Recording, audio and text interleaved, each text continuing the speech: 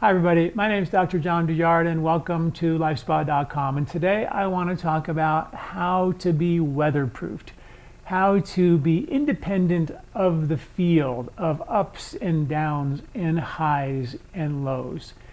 And when I tell you one of my favorite stories about an old-time golfer named Ben Hogan who was going to attempting to sink a 30-foot putt to win a tournament, and as he was pulling back the putter to hit the ball, a train came by really close, blew his whistle really loud, and shocked everyone in the gallery. He swung the putter, hit the ball, sunk the putt, won the tournament, and everybody went crazy. And the interview after the tournament, they said, "Oh, Mr. Hogan, that was so amazing. What did you think when the train came by and blew that whistle?" And he said, "What train?"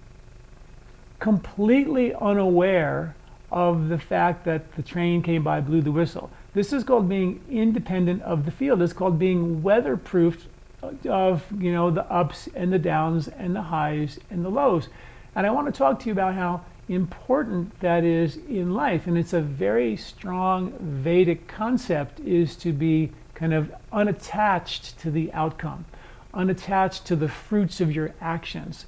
In fact, in the Bhagavad Gita, in chapter 2, verse, I think 56, it says that we not only should be unattached to the fruits of our actions and to the outcome of things, but we should also be unattached to pain and pleasure and anger and fear, and that our emotions are something that we should be unattached. It's okay to be angry, it's okay to be sad, but to be unattached to that is sort of the key, because a lot of times I think we all know it's this crazy mind of ours that makes us physiologically go out of balance, makes us age, it stresses us out. And if we can get harness around this crazy mind of ours, so we're not attached to just only happy when good things happen, completely devastated when bad things happen. Our whole world oftentimes is our whole happiness is depending on what's happening around us, and we have no control of what's happening around us. Our happiness is based on stuff happening to us from the outside. We are constantly riding the roller coaster and the ups and downs of whatever's coming our way, as opposed to being in control of that. And that's the cool thing. Now, and Ayurveda is sort of, a science and an art that is really designed to help us become more self-aware. When you think of Ayurveda, Ayur is life, Veda is truth. It really means the truth of your life. And when you let the truth of your life out, it comes from inside out. It's not about the outside stuff making you happy anymore. All of a sudden, you have the power to be happy from inside out. And that's what Ayurveda is truly about. Now, it uses numerous techniques, yoga, breathing, meditation, herbs, diet, lifestyle, so many techniques to bring the body into balance, so it can then become more self-aware of how it engages with our environment from a process-oriented perspective or a goal-oriented perspective. From a subjective experience of life from inside out, or from an object experience of life from outside in. And this is what we're talking about when we think about being weatherproof. If you're functioning from inside out, from a subjective referral place, you're independent of the field. You're not swooned by the success, and you're not devastated by the failure. You're independent of the field. Like Ben Hogan, Billie Jean King, who wrote the foreword to my book, she said when she was at her best, she would transport herself beyond the turmoil of the court to a place of total peace and calm. This total peace and calm is a place of process orientation. If your mind is out there worrying about the outcome, worrying about what people think, then you're going to have a monkey mind, constantly worrying, thinking about success or failure. But when your mind is centered in yourself, I call that the eye of the storm. The bigger the calm, right, the more powerful the winds, the more productive you can be. And to prove this concept, we published a study years ago in the 90s in the International Journal of Neuroscience. And we actually did brainwave studies on the difference between nose breathing during vigorous exercise and mouth breathing. And we found that when people did nose breathing during vigorous exercise, their brains went into a meditative alpha state, into a meditative calm. So and when you breathe through your nose, it creates a parasympathetic dominance. In other words, when you breathe through your mouth, it's like emergency kind of breath, right? Excuse me. And that emergency kind of breath keeps you in your mind worrying, running away from a bear, constantly worried about the outcome, because if the bear catches you, it's not going to be good. But when you breathe through your nose, it activates the lower lobes of your lungs, where the receptors are parasympathetic in dominance, which means it calms you down. It drives you into the process, where you become more engaged in the process of your activity. Like Ben Hogan, when he's hitting that golf ball, he was so engaged in the process, he had no awareness of anything else than what he was doing. And that is what creates championships. My best race is my easiest race. Some of the best athletes will always tell you that they're completely engaged in the process, and when they do that, the challenge and the obstacles disappear and things become easier. So one of the tools to become weatherproof is, of course, nose breathing. I wrote a whole book about that called Body, Mind, and Sport, and we've published studies on it. I've got many articles on my website about how to do that. But there are numerous tools to become weatherproof in Ayurveda. Yoga, breathing, meditation are all tools to make that happen. But if I had to pick one tool of all the tools, and there's so many, of course, getting your body into balance and being healthy and all that matters, because if your body's feeling pain, then your mind is kind of, is completely addicted or attached to that pain, to that experience, right? But if I had to choose one tool, there was a book written in the early 1900s by an author, some call him the greatest author of all time, called Henry James, and he wrote a book called The Master. And in that book, he quotes and says there's three most important things in life. And he says the first one is to be kind. And the second one, he says, is to be kind. And then he says the third one is also to be kind. And, Mr. Rogers picked up on that, and he, for decades, taught his kids that exact same quote is to be kind, be kind, be kind. And, from a lot of perspectives, you can think, okay, be kind, I get that. We should all be kind. It's the right thing to do.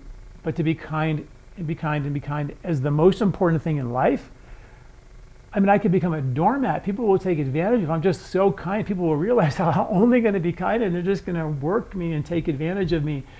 And that's not exactly what Ayurveda had in mind when they talked about kindness. Kindness is a really important concept in Ayurveda. Something called karuna alayam. Karuna alayam is the abode of kindness, which resides in your heart. And when they talk about kindness, they're also talking about not just kindness, but the joy and the happiness which is inside of our heart. Compassion, which is really important, because how do you be kind to the unkind, right? You have to look through the window of compassion and understanding, and understand why they may not be so kind. And therefore, instead of becoming unkind to the unkind, we realize that there's something called equanimity, which is your kindness from the Vedic perspective in the abode of your heart, that kindness place. It's kind to everybody no matter what, whether they deserve it or not. So it's a tall order for us to be kind, to be kind, to be kind, but it's definitely a goal. It's something that we can work towards in our lives. In Ayurveda, there's something called the Mahabharat, which is the great battle between the mind, and the heart. And the mind wants to make sure that we get everything that we need from the outside world. I can manipulate my environment, make people like me, love me, help me, give me money, whatever it is. And your heart's going like crazy. You guys are crazy. If you would just, stop, trying to manipulate everybody to give you what you need, to give you temporary feelings of satisfaction, stimulating a reward chemistry called dopamine, which is fleeting, and actually give and love and care for others in a sattvic way, in a eudaimonic way, in a way where you care for others sincerely, it would give you lasting peace and happiness. This is simple.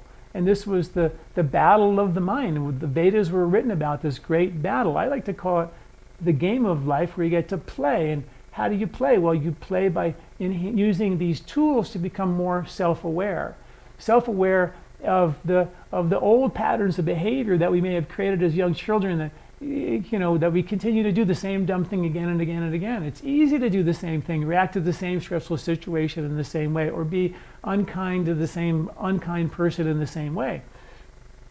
Easy to do that. But as you build levels of self-awareness, you become more self-aware that there's an opportunity to take action based on your truth. Ayurveda calls it yoga-stha kuru kamani, which means first establish being, access to your truth, your silence, that eye of the storm, right? When you're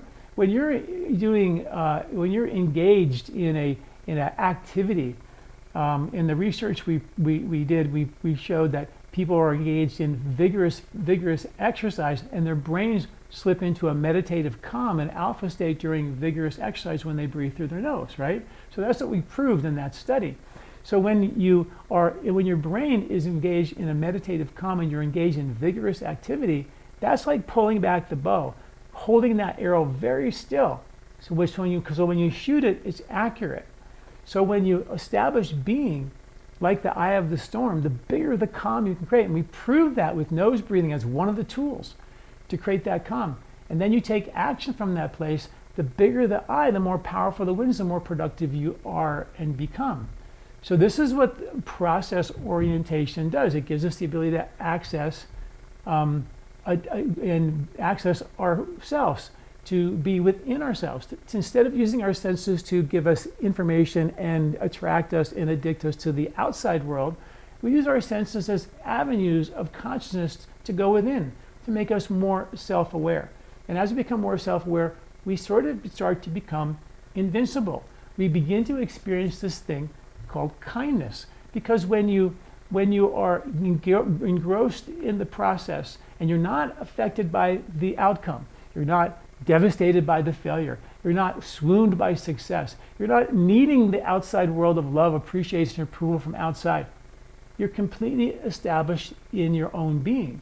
You're invincible. You're completely content. No one can make you more content. No thing can make you more content. No thing can make you devastated, because you're established in yourself. You have control of that. You have no control of it when it's coming from the outside world.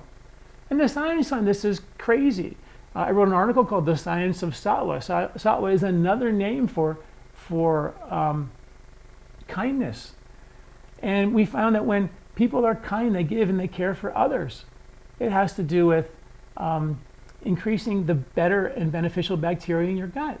It lengthens the telomeres on your chromosomes, which are a measure, Nobel Prize-winning science, which is a measure of longevity. It's been shown to increase the production of, or it actually has a powerful and beneficial effect on your genetic code. They did a study and here's an interesting thing about this, is because you can't just be kind and fake it, right? You can say, oh, kind, I can be kind, I just be nice to everybody, even though you're really not. You can't fake this kind of kindness. It has to come from within. It has to come from sort of scrubbing old mental emotional patterns, playing the game of life, being aware that you have choices in your life to act in the old protective pattern we needed to survive our childhood perhaps, versus starting to let something more real out, the truth of you out, letting the very delicate petals of your flower around your heart open and feel vulnerable to actually let that out. Take that leap of faith to not protect and armor up. And this is what Ayurveda is all about. So they did a study and they said, what if you gave people something in a gift and were kind to them, but you had an expectation to get something in return? When they did that, they called it hedonistic giving. It had a negative effect on the genetic code. But when they actually gave in a eudaimonic way, where they gave, in a way that they had no expectation, it was just the love of giving, it had a positive effect on the genetic code, which means when you fake it, it has a negative effect. They can tell at a subtle level that you're sort of full of it and you're somehow manipulating me. But when you give in a eudaimonic way, where you just really care about the person and you give to them sincerely, it has a positive effect on the genetic code. And when that happens, they feel safe to open up their heart. And you felt safe enough to give in that way because you didn't need anything in return, because you're free of all that. You're invincible in a way. Then when you give, you're opening up your heart. And when you give from that level, they feel safe to open them up. And we start having a thing called communion, a communication at a really deep level of connection. And that is what Ayurveda is about. And that's what being weatherproofed is about. You're connecting on a level where no one can take it away and change it and create, give you more pain, because you're free of that field. Now you can have pain, but you're not attached to it. You can have happiness, of course, but your life is not dependent on it. And you can have failure, and it's just a stepping stone on the road to learning how to overcome more obstacles. And there are always going to be obstacles, but learning how to be unattached to them along the way is definitely something called being weatherproofed. So kill them with kindness. Start using these Ayurvedic tools of yoga, breathing, and meditation to enhance your natural state of self-awareness, so you begin to see that there's choices you have in life to choose to be reactive and engage in behavior, how to sort of manipulate your environment, make them all like you, or to choose to be, to let something more delicate, something more vulnerable, something more powerful out, which is you. And that's what Ayurveda is truly all about. Ayur is life, Veda is truth. It's the truth of your life. And I wrote a pretty, I think, cool article about this at LifeSpa.com, which goes through the science behind this. I just think this concept of being weatherproofed and not be so affected by all the ups and downs this crazy world's delivering lately is really an important concept, more so than ever before. Thanks for listening. I'm Dr. John Douillard. Do you like this video? Don't forget to subscribe and share. This recording is brought to you by LifeSpa, where ancient Ayurvedic wisdom meets modern science. Get access to free health video newsletters by Dr. John at LifeSpa.com. These statements have not been evaluated by the FDA. These products are not intended to diagnose, treat, cure, or prevent any disease.